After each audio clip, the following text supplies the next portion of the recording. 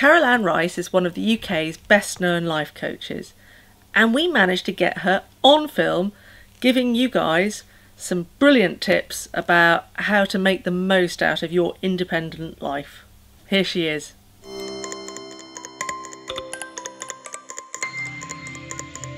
There is a difficult economic climate and people are frightened. They're facing redundancy. That's on the cards. It's on the horizon for them, if not now, perhaps in 4 or 5 months' time. And surprisingly, some people are quite excited by the idea of letting go. I always think there are kind of two types of people in the world: those who keep Mars bars in the fridge and those who don't. But there's also the types that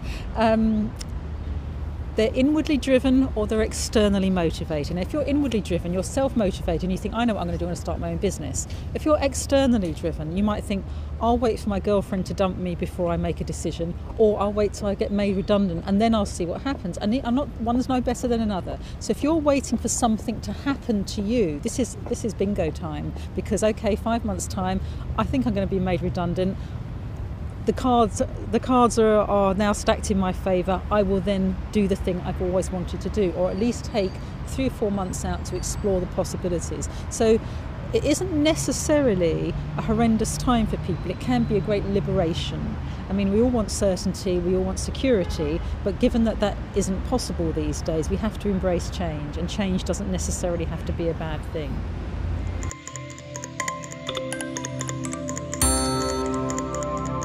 I think people don't like to make one choice. You know, you hear people say, yeah, I quite like this, but I don't want to commit 100% to this because I like this and I like this and I like this, and I don't want to be put in a box. So I think it's marvellous that you can have what I call a portfolio career now.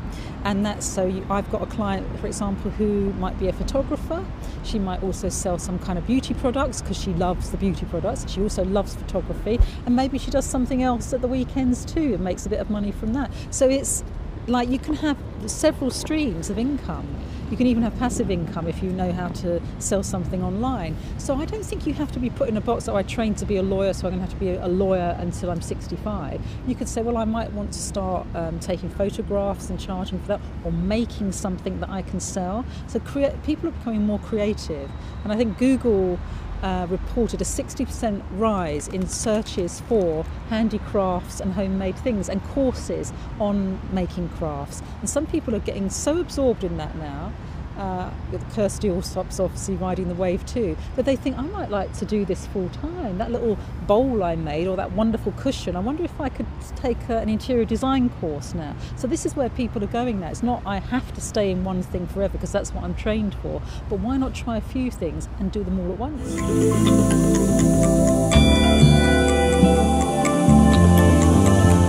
I think there is, for the first time ever in our culture, that direction is emerging, that people are asking themselves some big questions. Perhaps our parents thought a job is for life, or you just have to do what you have to do out of duty to pay the bills. A man has to do what a man has to do, sort of thing.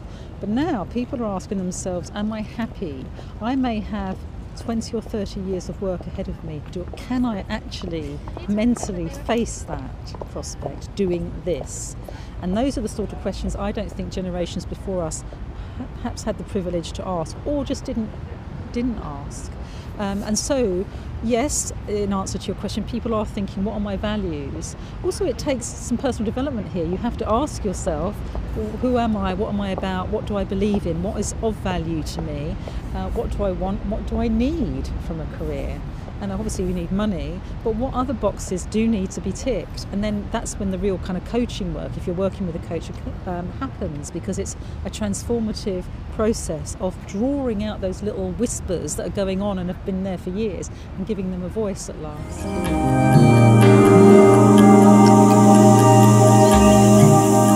They say that six degrees of separation away from someone like the Queen.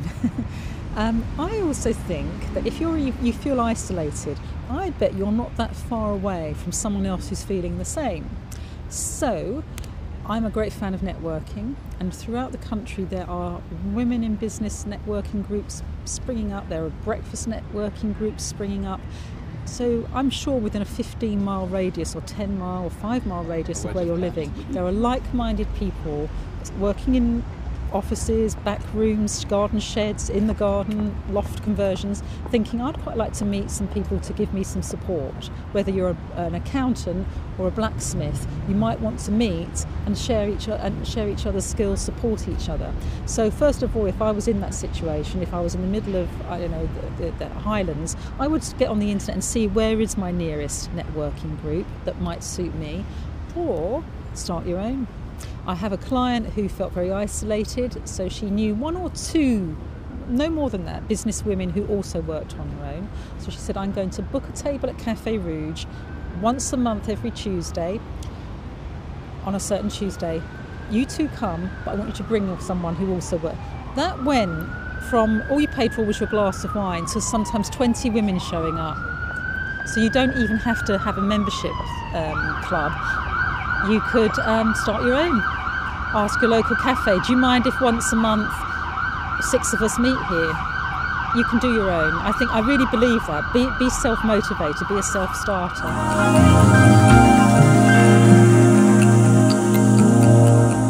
I do have my moments occasionally where I think, oh, I've just heard the Chancellor on Radio 4, or oh no, I've just heard that we're going to have a double dip.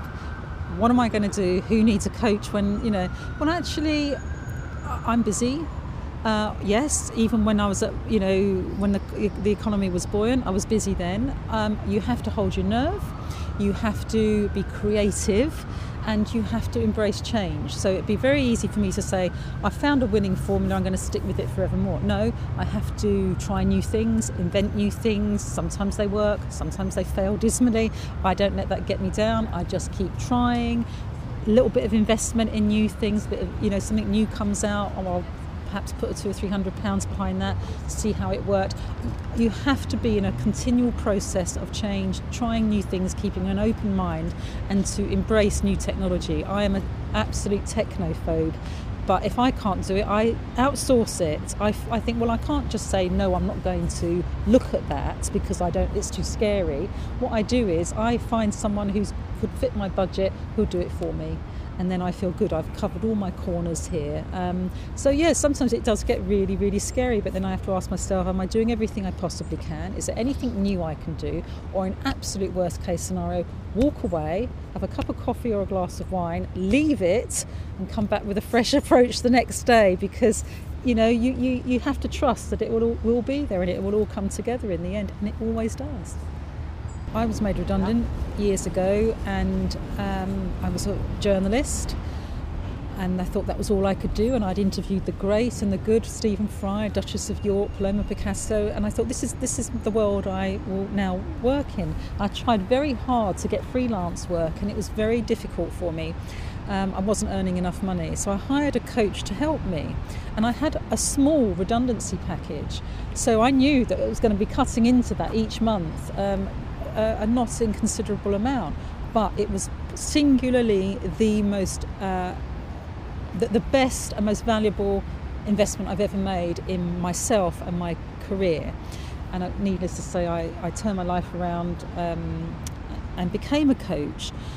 But if you really, really can't afford it, I would buy some really good books. I would find some online courses. I myself will be developing one which is going to be £1 a day for a month. So, if you think the amount of coffees we buy and magazines we buy, it could be affordable.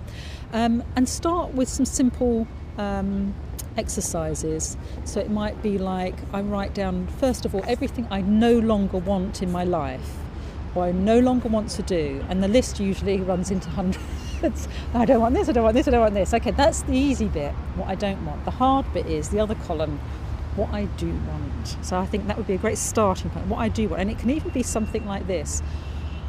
I do want to be able to cycle to work. I don't want to get on the tube anymore. So I do want to work in a very small, private, tiny office with a small team. Or I want to work for a large corporate who's going to look after me, or the public sector. So we even start to narrow it down. I want to down like that. So it starts to think, oh, do I want to wear jeans and a t-shirt to work?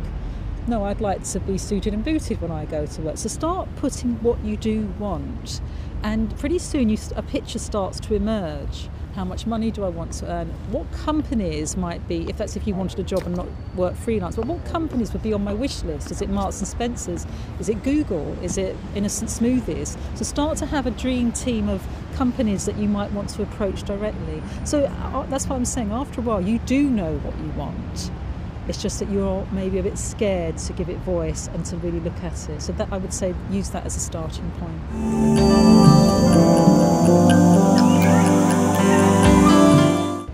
Well, I do have a rather funky website.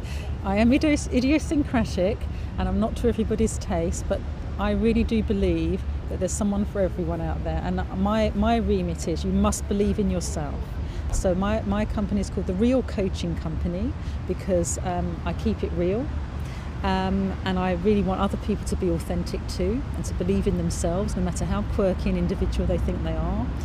So it's www.realcoachingco.com, and I'm Carole Ann Rice. You could Google that as well.